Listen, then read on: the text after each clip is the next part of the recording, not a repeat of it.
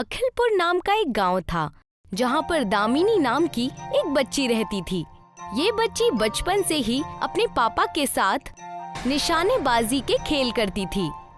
एक दिन दामिनी अपने पापा के साथ गुलेल से निशाना लगाना सीख रही थी।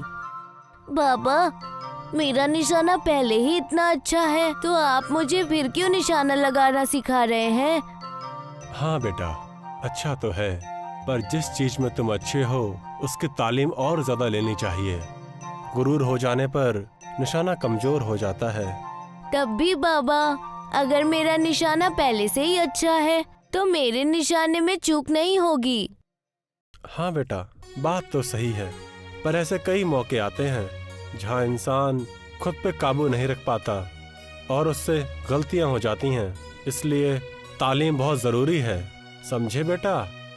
थोड़ा थोड़ा बाबा। ठीक है, पूरा पूरा भी समझ जाओगे कभी। ठीक है बाबा, अब मैं प्रैक्टिस करती हूँ। बहुत साल बीत चुके हैं। अब दामिनी 60 साल की हो चुकी है। दामिनी बाबा की बताई बातें याद कर अपने पोते हिमांशु को बता रही थी। तभी उसकी आंखों में आंसू आ गए। दादी, आप रोने क्यों लगी? क्या आपको बाबा की याद आ रही है मेरी तरह? हाँ बेटा, कुछ ऐसा ही है। तो मैं कह रही थी, जैसे मुझे मेरे बाबा ने कहा था, उनकी तरह जिस भी चीज में तुम्हारी रुचि होगी उसमें तुम्हें मेहनत और कोशिश करना होगा। हाँ दादी। दामिनी के पास बस उसका एक पोता था। हिमांशु के मम्मी पापा उसे दामिनी के पास कुछ दिन पहले छोड़कर गए थे। दामिनी नारियल बेचती थी, पर नारियल के दरख्त पर चढ़ना मुश्किल होने की वजह से वो अपनी राइफल से नारियल तोड़कर बेचती थी। दादी, आपको सब शूटर दादी क्यों कहते हैं? बेटा, तुम्हारी दादी का निशाना पूरे गांव में सबसे अचूक है। ये बंदूक से रोज नारियल तोड़ती हूँ, इसीलिए लोगों ने मुझे शूटर दादी कहना शुरू कर दिया। दादी, मुझे भी आप निशाना लगाना सिखाएंगी क्या?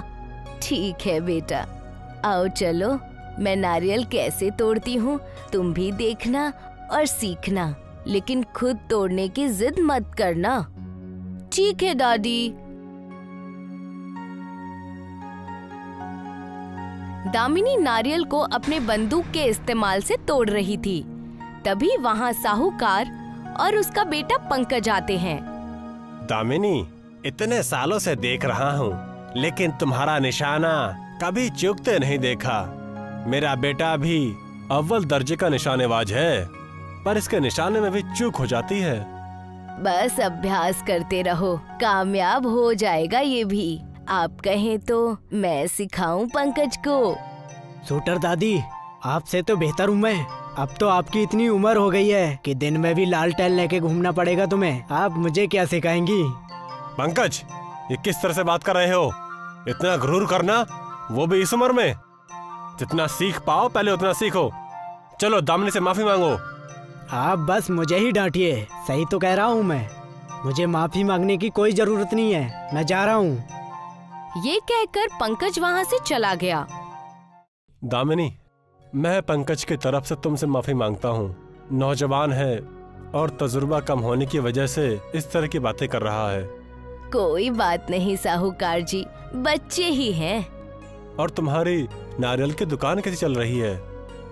ये तो आपकी कृपा है। आपने ये बगीचा मुझे दिया और अब इसी वजह से सब बिल्कुल ठीक है। अरे नहीं नहीं, ये बगीचा वैसे भी इस्तेमाल में नहीं आता था। कम से कम अब ये काम में तो है। फिर भी आपका आभार है मुझ पर। अच्छा दामिनी, अब मैं चलता हूँ। दामिनी हिमांशु को अगले दिन घर में कुछ बातें समझा रही थी। हिमांशु, तुम्हें पंकज से ये सीखना चाहिए कि जब तुम्हारे पास किसी चीज का हुनर हो तो उस पर घमंड नहीं करना चाहिए और बड़ों के साथ बदतमीजी नहीं करनी चाहिए। हाँ दादी, मैं कभी आपके साथ इस तरह से बात नहीं करूँगा और ना ही किसी और से। हाँ बेटा, तुम तो बहुत होशियार हो। दादी, मैंने सुना है कि गांव में मेला लगा है, मैं भी वहाँ घूमना चाहता हूँ। अच्छा, चलो तुम्हें मेला घुमा ले आती हूँ।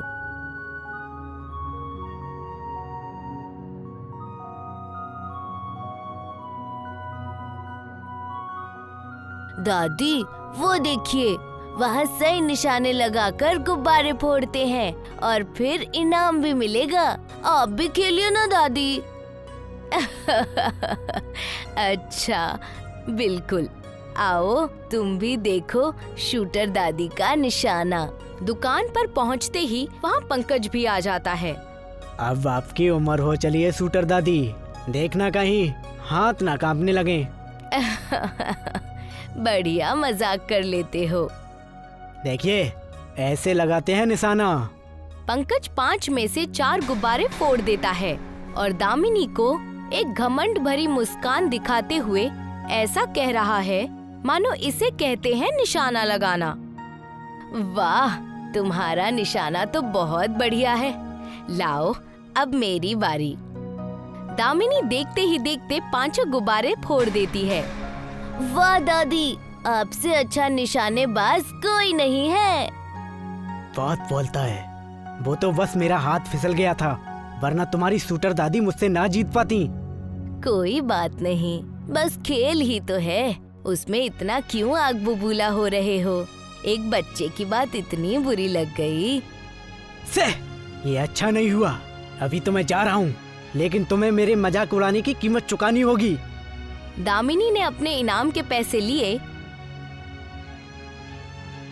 और वहाँ से हिमांशु को लेकर चली गई। पंकज वहाँ से सीधे अपने पापा के पास पहुँच गया। पापा, ये सब आपकी गलती है। उस शूटर दादी पर उपकार किया है, फिर भी मेरा मजाक उड़ाने से बाज नहीं आती। बात क्या है, पहले ये तो बताओ। वहाँ मेले में इतने लोगों के सामने मेरा मजाक उड़ाया। मेले के छोटे से खेल में जीत क्या गई, बड़ी बड़ी बातें करने लगी। मुझे नहीं लगता कि दामिनी ने बिना किसी वजह के ऐसा कुछ किया होगा। आप तो बस उन पर यकीन कीजिए। वैसे भी इस शूटर दादी को इस महीने वाली प्रतियोगिता में पता चल ही जाएगा। तब बेटा प्रतियोगिता का इंतजार करो और जाकर तालीम लो। मुझे अभ्यास करने के लिए और कुछ नई चीजें खरीदने के लिए पैसे चाहिए। जैसा ठीक लगे वैसा करो, बस होशियारी करने की कोशिश मत करना। जब इतना घमंड है तो जीत कर दिखाओ अपने बल पर। 1 हफ्ता बीत चुका था। दामिनी के घर के दरवाजे पर दामिनी पंकज को देखकर उसे अंदर बुलाती है।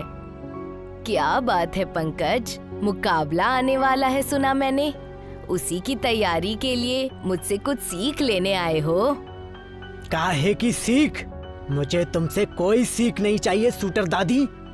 मैं बस ये कहने आया था कि आप इस प्रतियोगिता में भाग लीजिएगा।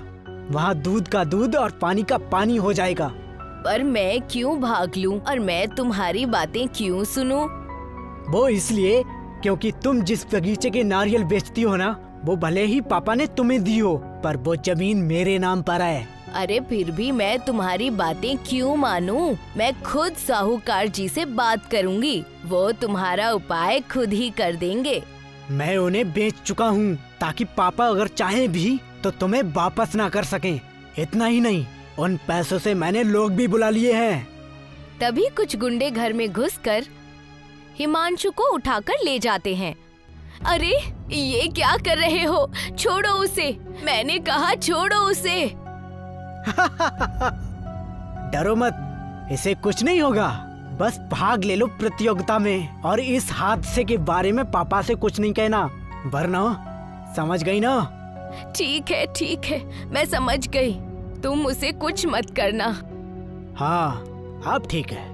अब हम चलते हैं, प्रतियोगिता में कुछ ही दिन बाकी हैं। ये कहकर सब वहाँ से चले गए।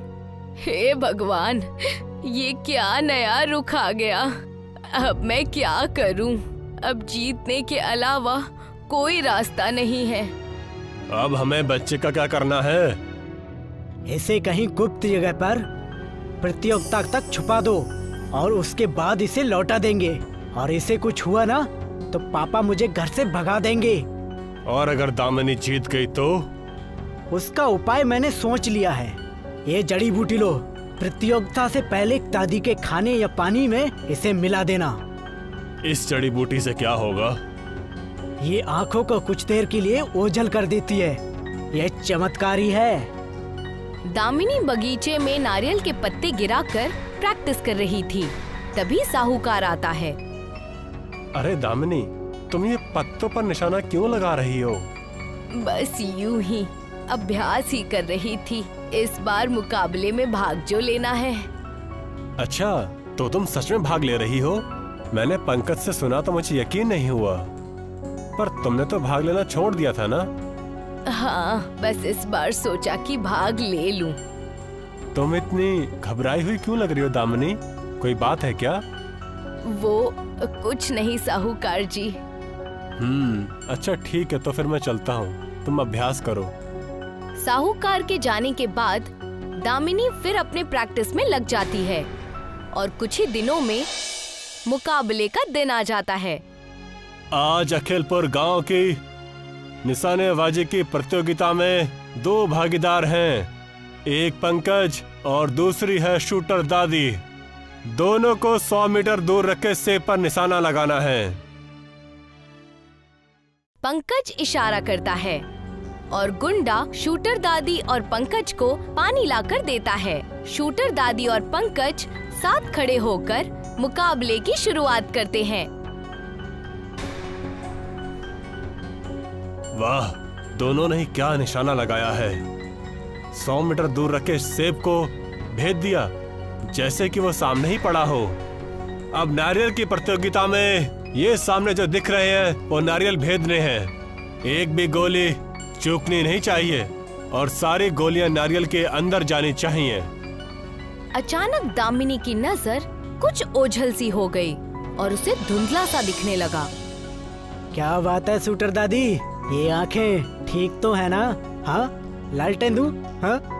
तो ये बात थी पंकज। बातें तो तुम्हारी इतनी घमंड भरी होती हैं और हरकतें ऐसी।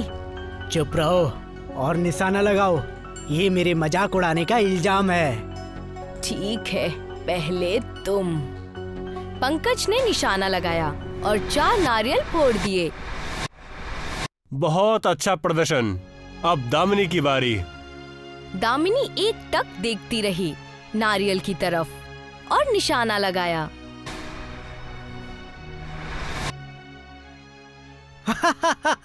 बस एक ही नारियल पर निशाना लगा पाई, बाकी की 3 निशाने गलत लगे। और लोग इन्हें गांव की शूटर दादी कहते हैं। भला मजाक भी ढंग का किया करो यार। जरा रुको। वाह, क्या निशानेबाजी है। ये क्या कह रहे हो? कैसी निशानेबाजी? सरपंच सबको नारियल दिखाता है कि पहली गोली के छेद से 4 गोलियां पार हुई हैं। ये देखकर सब के सब चौंक जाते हैं और खुशी से शूटर दादी का नाम पुकारने लगते हैं। ये ठीक नहीं हुआ दामिनी, तुम भूल गई क्या हमारे पास कौन है? मैं ये जीत नहीं स्वीकारती। तभी वो साहूकार हिमांशु को लेकर आता है और दामिनी अपनी जीत उसके नाम कर दे, उससे पहले ही वो दामिनी की बात को काट देता है। रुको दामिनी, मुझे लगा ही था कि पंकज ने कुछ गड़बड़ की है। मैंने उस दिन तुमसे मिलने के बाद पता लगाया, इसने गुंडे खरीदे थे। मैं हिमांशु को ढूंढकर यहाँ ले आया हूँ। दामिनी की आंखों में आंसू आ गए। ये कैसे हो सकता है? तुम्हारी आंखों को तो जड़ी बूटियों वाले पानी से ओझल हो जाना चाहिए था, तो तुमने इस तरह से निशाने कैसे लगा लिया? ये क्या कह रहे हो? तुम्हारा गुंडे बुलाकर भी मन नहीं भरा? ये सब किया तुमने? इसमें कोई आश्चर्य की बात नहीं है। नारियल कहाँ रखने के बाद अगर मेरी आंखें पूरी तरह बंद भी हो जाती, तब भी मेरा निशाना सात्विक ही रहता।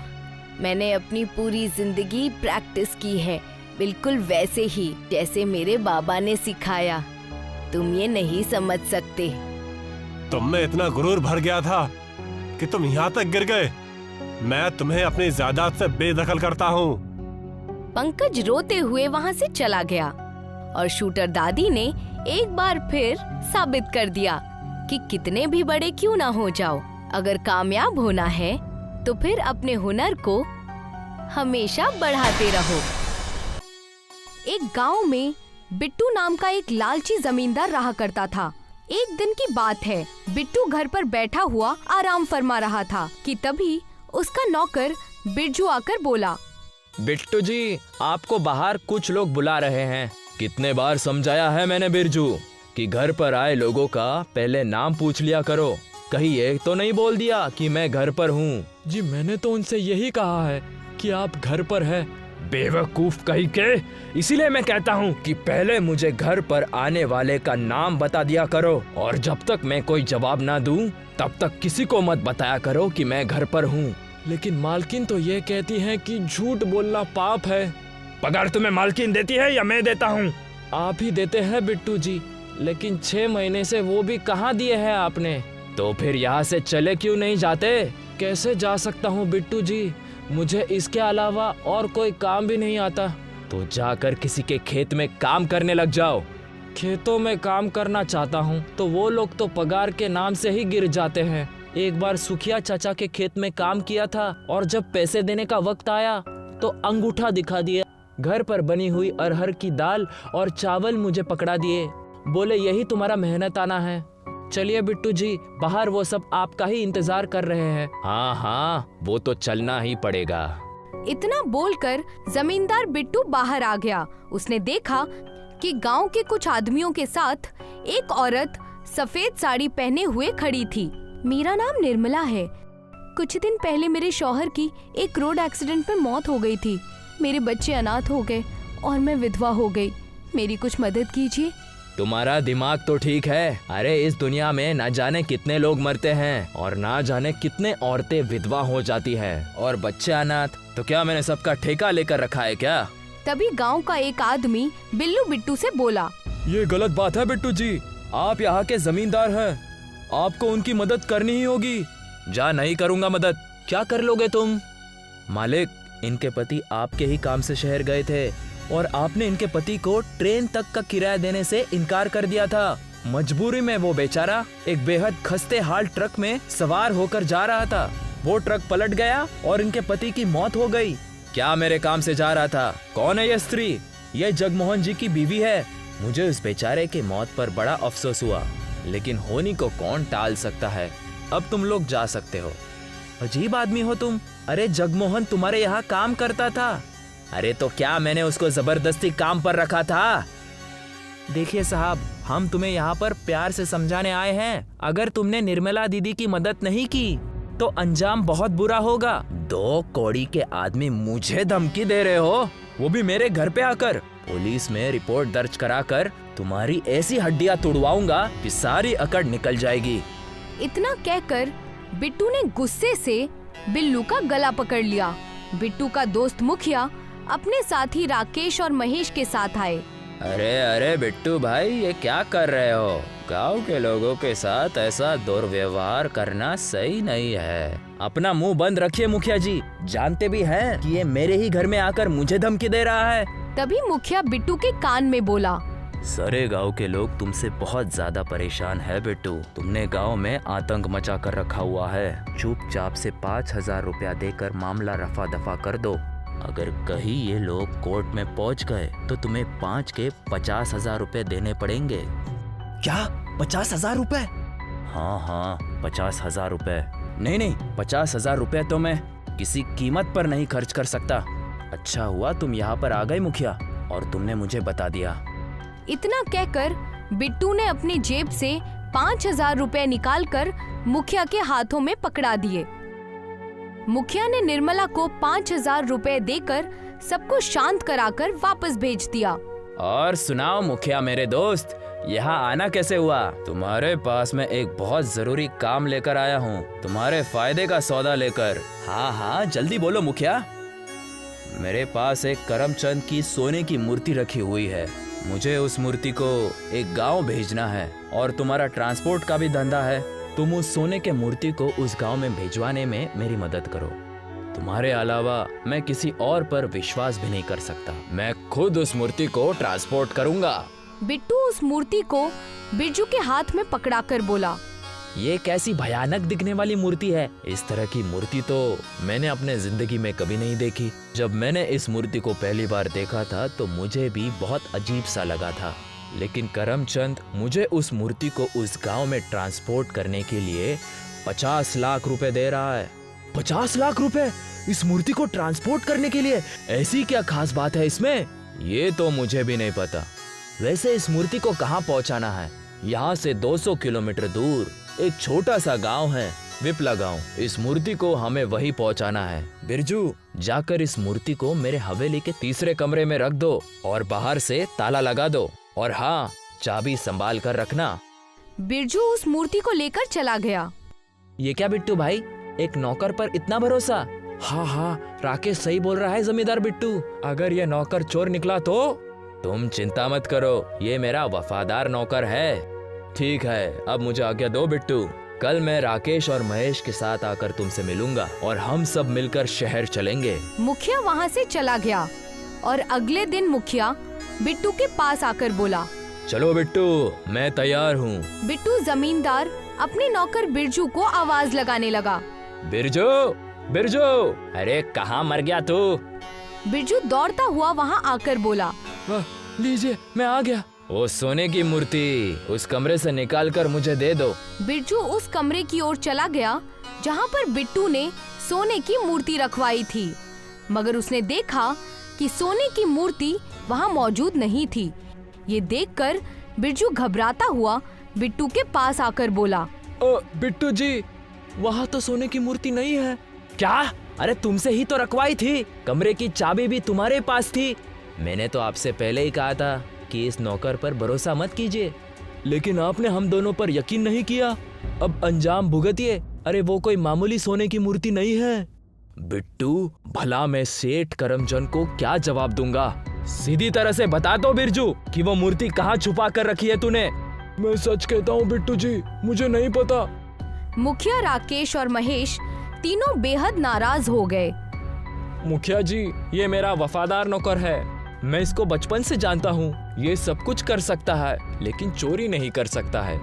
ये क्या बात हुई? तो फिर मूर्ति कहाँ गई? मुझे सिर्फ 3 घंटे का समय दे दो। मुखिया राकेश और महेश के साथ नाराज होकर वहाँ से चला गया। उसके जाते ही बिट्टू मुस्कुराते हुए अपने नौकर की ओर देखकर बोला, बिरजू, जल्दी से वो मूर्ति लेकर आओ। हम दोनों को अभी और इसी वक्त शहर निकलना है। बिरजू उस मूर्ति को ले आया। लेकिन आपने ऐसा क्यों किया मालिक? उन सब से झूठ क्यों बोला? मुखिया जी तो आपके बहुत अच्छे दोस्त हैं। अरे बेवकूफ, वो मुखिया एक नंबर का बेवकूफ व्यक्ति है। जिस मूर्ति को दूसरे गांव तक पहुंचाने के लिए 50 लाख रुपए मिल रहे हो, उस मूर्ति की कीमत कितनी होगी? तुझे इस बात का अंदाजा नहीं है। बिट्टू ने ये बात बोली ही थी कि तभी उस मूर्ति के अंदर एक काला धुआं निकलने लगा। बिट्टू और बिरजू दोनों बुरी तरह से डर गए कि वो काला धुआं एक राक्षस में तब्दील हो गया, जिसके मुंह से पानी के बड़े बड़े बुलबुले निकल रहे थे। जैसे ही वो बुलबुले बिट्टू और बिरजू के जिस्म से टकराए, बिट्टू और बिरजू उन बुलबुलों में कैद हो गए। बहुत वर्षों बाद मुझे आजाद होने का मौका मिला है। राक्षस नाराज होते हुए बिट्टू की हवेली से बाहर निकल आया। कुछ ही मिनटों में पूरा गांव उस राक्षस के मुंह से निकले हुए पानी के बुलबुलों में कैद हो गया। सभी आदमी, औरत और बच्चे उस बुलबुलों से निकलने की बेहद कोशिश कर रहे थे, मगर वो चाह कर भी उन बुलबुलों से नहीं निकल पा रहे थे। मुखिया राकेश और महेश को इस बात की खबर ही नहीं थी कि पूरा गांव उस राक्षस के मुंह से निकले हुए पानी के बुलबुलों में कैद हो गया था। वो करमचंद के घर पर बैठे हुए थे। क्या वो मूर्ति गायब हो गई? ये बिल्कुल सही नहीं हुआ मुखिया जी। मैंने तुम्हें पूरी बात नहीं बताई थी। दरअसल उस मूर्ति के अंदर वर्षों से एक राक्षस कैद है। ये मूर्ति पीढ़ी दर पीढ़ी मेरे पुरखों के हाथों में महफूज रखी हुई थी। कुछ दिन पहले ही एक साधु महाराज मुझे मिले थे। उन्होंने मुझे बताया था कि इस मूर्ति को 20 तारीख को हर हाल में पिपला गांव में उन तक पहुंचा दो। करमचंद की बात सुनकर मुखिया महेश और राकेश करमचंद की ओर ऐसे देखने लगे जैसे करमचंद कोई पागल इंसान हो। लेकिन उस साधु ने ऐसा क्यों कहा कि उस मूर्ति को पिपला गांव तक पहुंचवा दो? लेकिन ये काम तो तुम खुद भी कर सकते थे। तुम मुझे उसके 50 लाख रुपए की कीमत देने के लिए तैयार थे। बताओ। क्योंकि साधु महाराज ने मुझे कहा था कि वो राक्षस इस मूर्ति में हजारों वर्षों से कैद है और उसके आजाद होने का वक्त बहुत करीब है। और यह मूर्ति तुम्हारे परिवार में अब महफूज नहीं रही, क्योंकि तुम्हारे पूर्वज ईश्वर की भक्ति में लीन रहा करते थे। वो सब के सब ईमानदार और दिल से नेक इंसान थे। इसीलिए इस मूर्ति को ऐसे व्यक्ति के हाथों में पिपला गांव पहुंचा देना जिसका गांव में सब इज्जत करते हों और जो ईमानदार भी हों। इसीलिए मैंने वो मूर्ति तुम्हें दी थी, और जो पैसे मैं तुम्हें देता वो तुम गांव की भलाई के लिए ही खर्च करते। पिपला गांव पहुंचते ही वो साधु तुमसे उस मूर्ति को ले लेते, लेकिन वो मूर्ति तो चोरी हो गई। और मुझे पूरा यकीन है कि बिट्टू अपने नौकर बिरजू के साथ मिला हुआ है। उसकी जरूर उस मूर्ति पर नीयत खराब हो गई होगी। यही तो फिक्र की बात है महेश, कि अगर वो मूर्ति गलत हाथों में चली गई तो वो राक्षस आजाद हो जाएगा। करमचंद ने इतना ही बोला था कि तभी करमचंद की हवेली का दरवाजा टूट गया। वही राक्षस नाराज होकर करमचंद के घर के अंदर घुस गया। लगता है वो राक्षस आजाद हो गया है। मुखिया जी, अपनी जान बचाओ। करमचंद ने इतना ही कहा था कि तभी उस राक्षस ने मुंह से पानी के बुलबुले निकालने शुरू कर दिए। देखते ही देखते मुखिया करमचंद, राकेश और महेश उन पानी के बुलबुलों में कैद हो गए। तुम्हारे पूर्वजों ने मुझे हजारों वर्षों तक उस मूर्ति में कैद रखा था। अब मैं सारे गांव को इन पानी के बुलबुलों में हमेशा हमेशा के लिए कैद करके रखूंगा। ये पानी के बुलबुले मेरे शरीर की ताकत हैं और मेरा खाना भी। गांव के सभी लोग पानी के बुलबुलों में कैद हो चुके थे। राक्षस पानी के बुलबुलों के अंदर कैद इंसानों को खा जाने वाली नजरों से देख रहा था। उस दिन के बाद अगर उस गांव में कोई भी इंसान आता तो वो राक्षस अपने मुंह से पानी के बुलबुले निकालकर उस इंसान को बुलबुलों में कैद कर लेता। आसपास के सारे गांव के इलाकों में दहशत फैल गई। कुछ महीनों बाद उस गांव से एक साधु गुजरा। साधु को देखकर राक्षस नाराज होकर बोला, क्या तुम्हें मेरा डर नहीं? तेरा स्थान यहाँ नहीं बल्कि उसी मूर्ति में है। तो तुम उस मूर्ति के बारे में जानते हो, लेकिन कोई फायदा नहीं है। वो मूर्ति कहाँ है ये सिर्फ मैं जानता हूँ। अपनी झोली में से साधु ने वही मूर्ति राक्षस के सामने निकाली। ये मूर्ति तुम्हारे पास कैसे आई?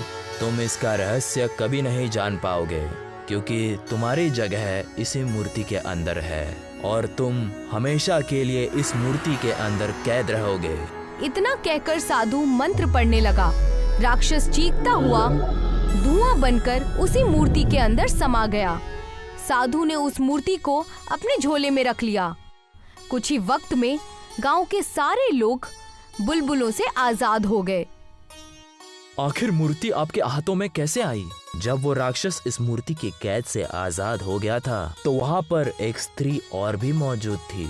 वो स्त्री कोई और नहीं, वो स्त्री बिट्टू की पत्नी कमला थी, जो राक्षस के डर के वजह से उसी तीसरे कमरे में छिप गई थी और बड़ी चालाकी से इस मूर्ति को लेकर बहुत मुश्किल से मेरे पास पहुंच गई। तभी मुझे ज्ञात हुआ कि उस राक्षस ने तुम सबको कैद कर रखा है। अगर ये मूर्ति मेरे हाथों में नहीं आती तो तुम सब जीवन भर इन्हीं पानी के बुलबुलों में कैद रहते।